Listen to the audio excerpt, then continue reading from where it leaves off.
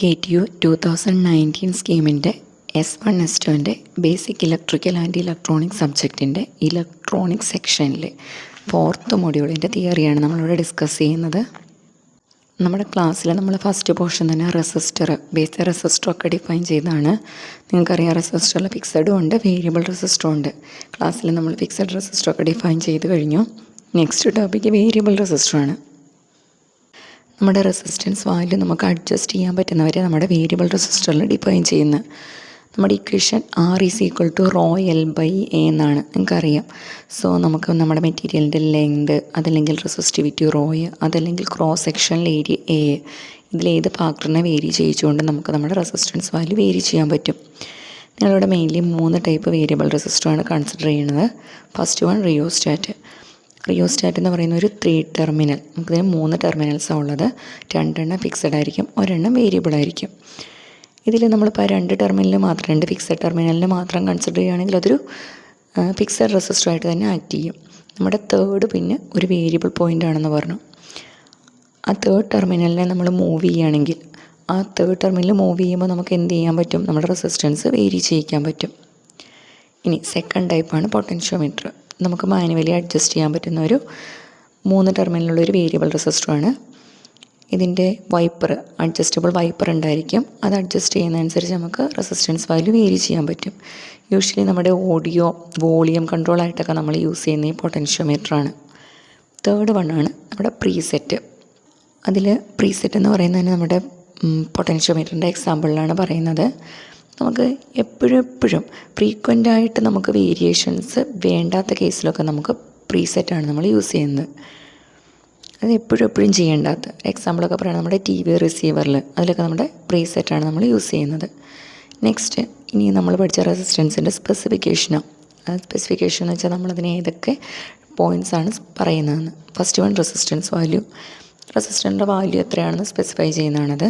Tolerance, നമുക്കിപ്പോൾ resistance വാങ്ങിയാൽ അതിൻ്റെ പർട്ടിക്കുലർ ഫിക്സഡ് വാല്യൂവിൽ നിന്ന് നമുക്കതിന് കുറച്ച് വേരിയേഷൻസ് ഉണ്ടാവും. ആ പെർസെൻറ്റേജ് ഡീവിയേഷനെ നമ്മൾ പറയുന്ന പേരാണ് ടോളറൻസ്. അതിൻ്റെ നോർമൽ വാല്യൂവിൽ നിന്ന് എത്ര അത് വേരി ചെയ്യുന്നു. Next one power rating. ആ റെസിസ്റ്ററിന് സേഫായിട്ട് ഡിസിപ്പേറ്റ് ചെയ്യാൻ പറ്റുന്ന മാക്സിമം പവറിനെയാണ് പവർ റേറ്റിങ്ങിൽ പറയുന്നത്. സെയിം തന്നെ നമുക്ക് നമ്മുടെ റെസിസ്റ്ററിൻ്റെ അക്രോസ് മാക്സിമം നമുക്ക് അപ്ലൈ ചെയ്യാൻ പറ്റുന്ന വോൾട്ടേജിനെയാണ് വോൾട്ടേജ് റേറ്റിങ്ങിൽ ഡിഫൈൻ ചെയ്യുന്നത്. ഒരു റെസിസ്റ്റർ യൂഷ്വലി ഓപ്പറേറ്റ് ചെയ്യുന്ന ടെമ്പറേച്ചറിനെയാണ്, അതായത് സേഫായിട്ട് ഓപ്പറേറ്റ് ചെയ്യാൻ പറ്റുന്ന ടെമ്പറേച്ചർ റേഞ്ചിനെയാണ് നമ്മുടെ ഓപ്പറേറ്റിംഗ് ടെമ്പറേച്ചർ റേഞ്ചിൽ പറയുന്നത്. നമ്മുടെ ക്ലാസ്സിൽ നെക്സ്റ്റ് നമ്മുടെ കപ്പാസിറ്ററിൻ്റെ ഫിക്സഡ് കപ്പാസിറ്റേഴ്സ് എല്ലാം നമ്മൾ ഡിഫൈൻ ചെയ്ത് കഴിഞ്ഞു. ഇനി നെക്സ്റ്റ് വൺ വേരിയബിൾ കപ്പാസിറ്ററാണ്. നമ്മുടെ റെസിസ്റ്ററിൻ്റെ കേസ് പോലെ തന്നെയാണ് കപ്പാസിറ്റൻസ് വേരി ചെയ്യാൻ പറ്റുന്നതാണ് നമ്മുടെ വേരിയബിൾ കപ്പാസിറ്ററിൻ്റെ അണ്ടറിൽ വരുന്നത്. ഫസ്റ്റ് വൺ ട്രിമ്മറാണ്. അവിടെ പറഞ്ഞ പോലെ തന്നെ ഞാൻ പറയട്ടെ, നമുക്ക് എപ്പോഴും നമുക്ക് ട്യൂണിങ് ആവശ്യം ഇല്ലാത്ത കേസിലാണ് നമ്മൾ ട്രിമ്മർ യൂസ് ചെയ്യുന്നത്. ഫ്രീക്വൻ്റ് ആയിട്ടുള്ള ചേഞ്ചസ് നമുക്ക് ആവശ്യമില്ല. ട്രിമ്മറിൽ യൂഷ്വലി നമ്മൾ യൂസ് ചെയ്യുന്ന ഡൈഇലക്ട്രിക്, സെറാമിക് അല്ലെങ്കിൽ മൈക്ക ആയിരിക്കും. നെക്സ്റ്റ് വൺ പാഡർ എന്ന് പറയുന്നത് നമ്മുടെ ട്രിമ്മറിൻ്റെ സെയിം കൺസെപ്റ്റ് തന്നെയാണ്. കുറച്ച് ഹൈ വാല്യൂ കപ്പാസിറ്റൻസ് ആയിരിക്കും. യൂഷ്വലി ട്രിമ്മറൊക്കെ നമുക്ക് അവൈലബിൾ ആവുന്ന 5 പൈക്കോഫാരഡ് ടു 30 പൈക്കോഫാരഡ് റേഞ്ചിലൊക്കെയാണ്. പക്ഷേ പാഡർ നമുക്കൊരു 5 പൈക്കോഫാരഡ് ടു 600 പൈക്കോഫാരഡ് റേഞ്ചിലൊക്കെ നമുക്ക് അവൈലബിൾ ആവും. നെക്സ്റ്റ് നമ്മുടെ കപ്പാസിറ്ററിൻ്റെ കോഡിംഗ് ആണ്. അത് ആദ്യത്തെ 3 പോയിൻ്റ് നമുക്കൊന്ന് ചെക്ക് ചെയ്യാം. നമ്മുടെ കപ്പാസിറ്ററിൽ ഇപ്പോൾ വാങ്ങുമ്പോൾ അതിൽ എഴുതിയിരിക്കുന്ന വാല്യൂ യൂഷ്വലി ഇൻ പൈക്കോഫാരഡ് റേഞ്ചിൽ, അതായത് നമ്പർ അതിലെഴുതിയിരിക്കുന്ന >1 ആണെങ്കിൽ അത് യൂഷ്വലി പൈക്കോഫാരഡ് റേഞ്ചിലായിരിക്കും പറയുന്നത്. ഒരു എക്സാമ്പിൾ പറഞ്ഞാൽ നമ്മുടെ കപ്പാസിറ്ററിൽ 10 എന്ന് സ്പെസിഫൈ ചെയ്തിട്ടുണ്ടെങ്കിൽ 10 എന്ന് പറയുന്ന നമ്പർ 1നേക്കാളും ഗ്രേറ്റർ നമ്പർ ആണല്ലോ. സോ അതിനെ റെപ്രസെൻറ്റ് ചെയ്യുന്നത് 10 പൈക്കോഫാരഡ് എന്നാണ്. ഇനി അതിൽ റെപ്രസെൻറ്റ് ചെയ്തിരിക്കുന്ന നമ്പർ <1 ആണെങ്കിൽ, ഫോർ എക്സാമ്പിൾ ഒരു 0.1 ആണെങ്കിൽ അത് 0.1 മൈക്രോ ഫാരഡ് എന്നായിരിക്കും അതിൻ്റെ മീനിങ്. ഇനി ഒരു 3 ഡിജിറ്റ് നമ്പർ, എക്സാമ്പിൾ പറയുന്നത് 103, 102, 104 അങ്ങനെയൊക്കെ റെപ്രസെൻറ്റ് ചെയ്തിട്ടുണ്ടാവും. അതിൽ തേർഡ് നമ്പർ എത്ര സീറോസ് വേണം എന്നാണ് ഇൻഡിക്കേറ്റ് ചെയ്യുന്നത്. ഒരു എക്സാമ്പിൾ പറയാം. അവിടെ നമുക്ക് എഴുതിയിരിക്കുന്ന 104 എന്ന് പറഞ്ഞാൽ ലാസ്റ്റ് തേർഡ് ഡിജിറ്റ് എന്ന് പറയുന്ന 4 ആണ്. 4 എന്ന് പറയുന്നത് 4 നമ്പർ ഓഫ് സീറോസ് ഇട്ട് കൊടുക്കണം എന്നാണ്. അപ്പോൾ നമ്മളെങ്ങനെ എഴുതും?